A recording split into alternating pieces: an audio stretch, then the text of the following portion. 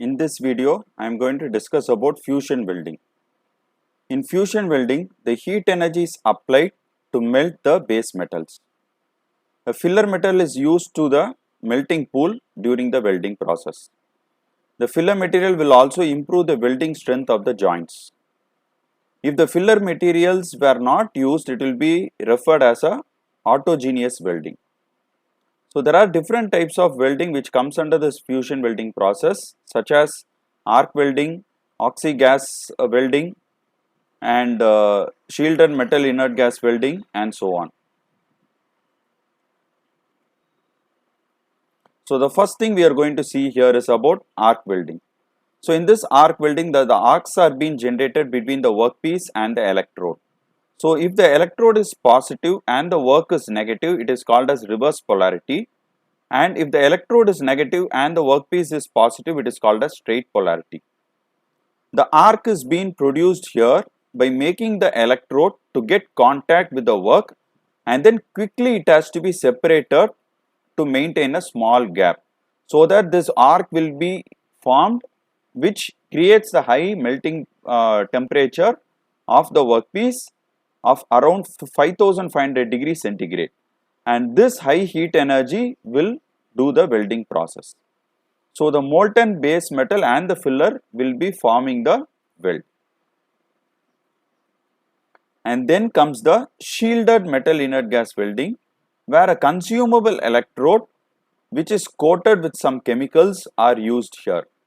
So these chemicals in the electrode, so it creates a shielded gas, and it also provides a flux during the welding process.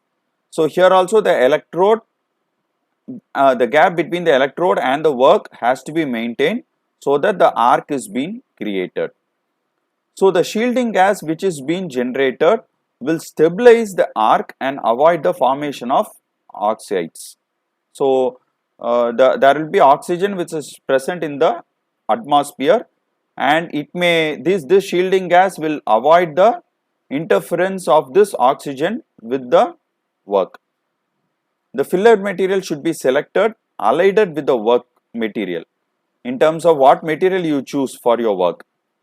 So it is used normally for welding steels, but the consumption of the electrode is very high when the current whatever you use in this type of metal, shielded metal inert gas welding, increases. And then comes your gas metal arc welding. It is also called as metal inert gas welding, where a consumable wire of around 0.8 to 6.5 mm dia is used as an electrode. A separate channel is provided here to send the shielding gas. Either argon, helium, and such gases may be used if you work with aluminum alloys.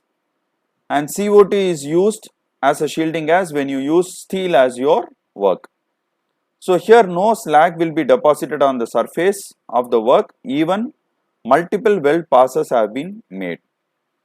So as we use a continuous electrode in the form of wires, it is possible to do automation. And the next one we come here is about flux coated arc welding, where here also we use a consumable electrode in the form of wire. A coating is provided in the electrode, and this coating during welding, it produces a shielding gas and provides the flux during welding. So this method is actually a combination of your shielding plus flux plus continuous consumable electrode. So a hybrid process is called as this flux coated arc welding. So thus this is a hybrid process, and it also includes advantages of all the methods. And then comes the submerged arc welding, where the consumable electrodes will be used, but here you don't have any coating. Some granular flux is being added in the welding zone, which acts as the shielding and provides protection from the spark which is being generated. So some of the flux materials will be fused in the weldment. So this layer will be very low cooling rate, and the quality of welding will be high. And after the welding process, the unused fluxes, it can be removed by you either using some vacuum type of system, and even the fluxes can be reused. So normally this type of welding is used for steel pipes and for huge machinery. And then comes the gas junction arc welding.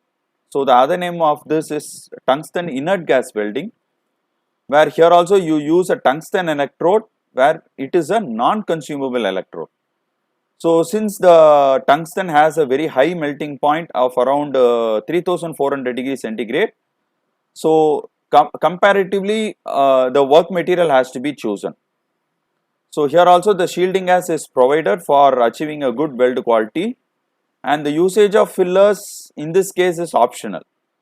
If it is used, they are heated by the arc. So some of the advantages of this TIG welding is it has no flux, and it can produce higher quality of welds, and there is no spatter in it. And then comes your plasma arc welding. So where here also we use a tungsten electrode, which is a non-consumable one, and when passing inert gas at a very high velocity into the arc region, a hot plasma is being formed. So the velocity will also be very high. So the temperature here, it is very maximum, because the plasma arc can produce around 17,000 degrees centigrade, which makes it suitable for welding any type of material. Even you can weld tungsten in this. But apparently the power input should be very high, so that it can produce the plasma high stream through this smaller dia material. So thank you. So these are all the different types of fusion welding process.